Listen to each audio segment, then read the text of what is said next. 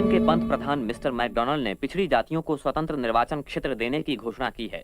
यरोड़ा jail में महात्मा गांधी ने कहा कि हिंदुओं का बंटवारा करने वाले इस निर्णय का वे तीव्र विरोध करेंगे। इस निर्णय की घोषणा होते ही गांधी जी ने उसके विरोध में आमरण अनशन करने की घोषणा की और अपने अनशन के निर्णय की जानकारी प्रधानमंत्री जे.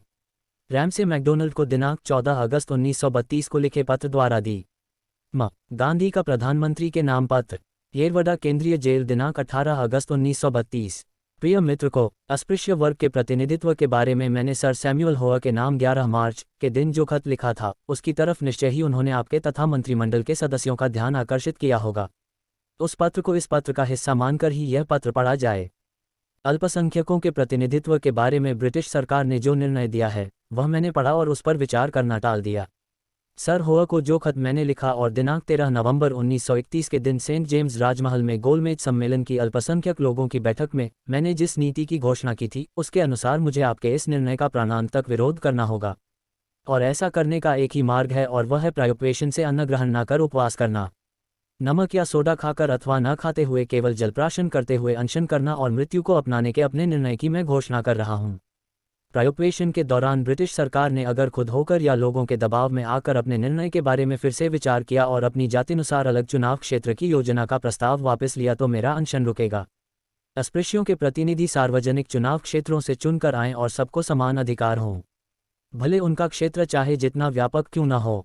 जातियों से संबंधित निर्णय अगर इस तरह से बदला नहीं गया तो सामान्य स्थितियों में दिनांक 20 सितंबर की दोपहर से मेरा आमरण अनशन शुरू होगा। यहाँ के अफसरों से मैं कह रहा हूँ कि मेरा यह पत्र आप तक तार द्वारा भेजा जाए, ताकि आपको काफ़ी पहले ही सूचना मिल जाए।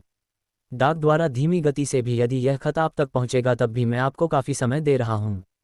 मेरा यह कहना है कि यह खत तथा सर होअर को लिखा मेरा पत्र जितनी जल्दी संभव हो प्रकाशित करें। जेल के नियमों का निष्ठापूर्वक पालन करते हुए मैंने इन दोनों खतों की जानकारी सरदार वल्लभ भाई पटेल और श्री महादेव देसाई के अलावा और किसी को नहीं दी है। हालांकि यदि आप फुर्सत दें तो मेरी इच्छा है कि उन खतों का जनता पर परिणाम हो और इसीलिए उन खतों को प्रकाशित करने की मांग मैंने की है। अपने आमरण अनशन के निर्णय के बारे में मुझे दुख है, किंतु एक धार्मिक व्यक्ति इस दृष्टि से भी, और मैं धार्मिक हूँ ऐसा मैं समझता हूँ, इससे अलग कोई राह बची नहीं है। सर होअर को लिखे खत में मैंने कहा ही है कि सरकार अगर अपने ऊपर आने वाले दबाव के कारण मुझे बंधन मुक्त करे तो, या अब मुझे जेल से छोड़ भी दिया जाए तो मैं अपने अन्न त्याग की कसम को तोड़ नहीं सकता। मेरा प्रायोपवेशन जारी रहेगा, क्योंकि इस जाति के बारे में लिए गए इस निर्णय का विरोध अन्य किसी मार्ग से नहीं किया जा सकता, ऐसा मुझे लगता है। और मैं केवल सम्मानजनक ढंग से ही अपनी मुक्तता चाहता हूँ, अन्य किसी तरह से करवाने की मेरी बिल्कुल भी इच्छा नहीं है।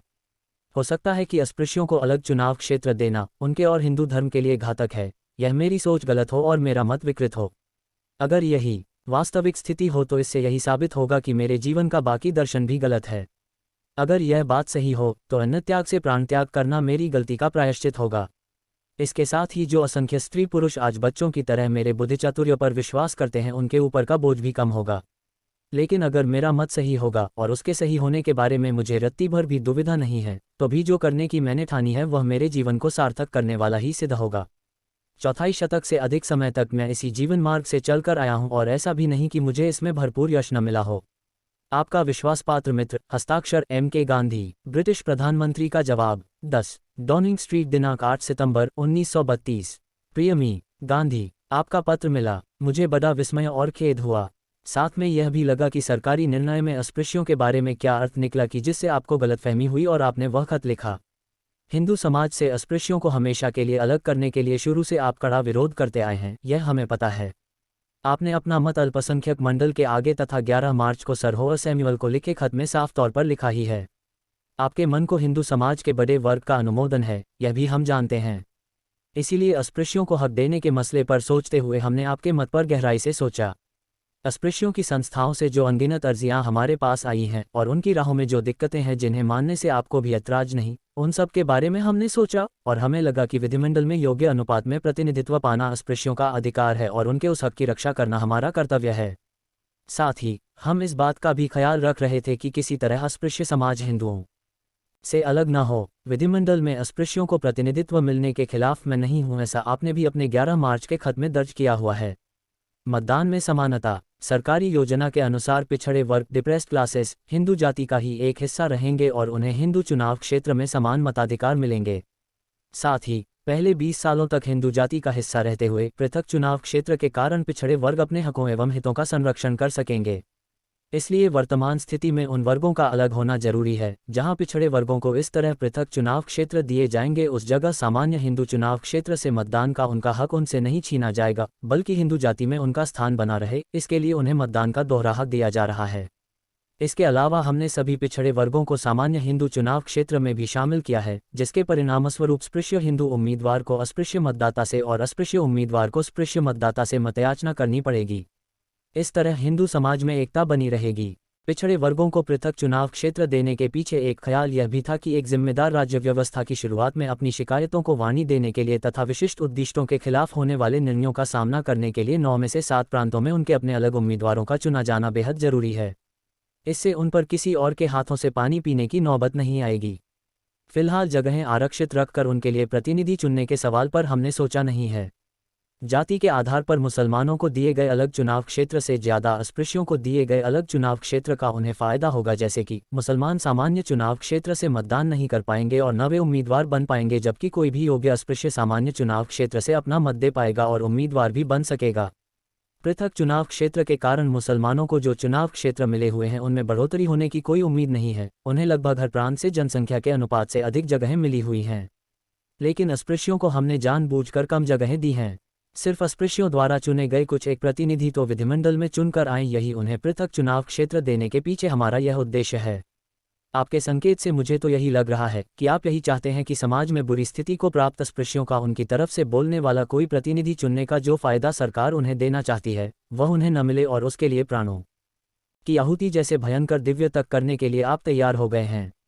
आपका यह प्रायोपवेशन अस्पृश्यों को संयुक्त चुनाव क्षेत्र मिले इसलिए है, ऐसा मुझे नहीं लगता, क्योंकि वह तो उन्हें दे दिया गया है।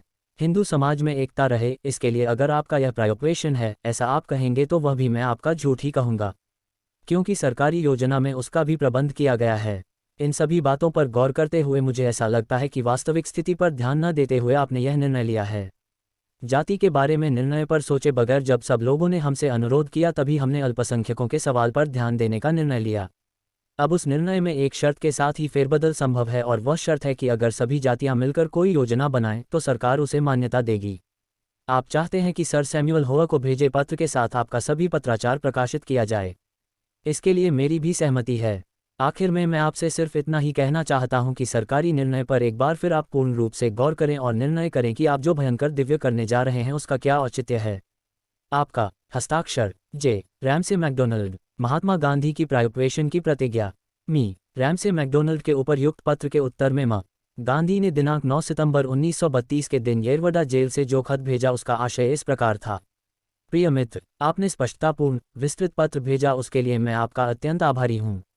हालांकि दुख भी है कि आपने पत्र से वह मतलब निकाला है जो मेरे मन में भी नहीं था। पिछड़े वर्गों के हितों की मैं बलि चढ़ाने जा रहा हूँ, ऐसा जो आरोप आपने मुझ पर लगाया है उसका जवाब वह दिव्य है जो मैं करने जा रहा हूँ। इस तरह का निश्चय मुझे न्यायपूर्ण लगता है।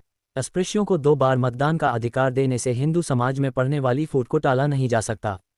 अस्पृश्यों को पृथक चुनाव क्षेत्र देने से उनका भला तो नहीं होगा, लेकिन उससे हिंदू समाज में विष के बीज बोए गए हैं।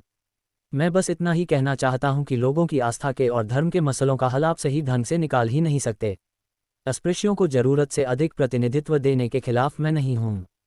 जो बात मुझे कांटे की तरह चुभ रही है वह यह कि अस्पृश्यों को हिंदू समाज से कायदे कानून बनाकर अलग किया जा रहा है। इस सरकारी योजना के कारण जिन महापुरुषों ने आज तक अस्पृश्योद्धार का आंदोलन बिना किसी स्वार्थ के शुरू किया, उनकी कोशिशें धरी रह जाएंगी। इसी कारण प्रायोपवेशन का दिव्य करने के लिए मैं तैयार हुआ। अपने व्रत के लिए मैंने केवल अस्पृश्यों के सवाल ही चुने हैं। इसका मतलब यह नहीं कि आपके निर्णय की बाकी बातें मुझे मंजूर हैं। मेरे मतानुसार इस निर्णय की अन्य बातें भी उतनी ही दोषपूर्ण एवं ऐतराज करने योग्य हैं। आपका स्नेहाकांक्षी हस्ताक्षर M.K. गांधी।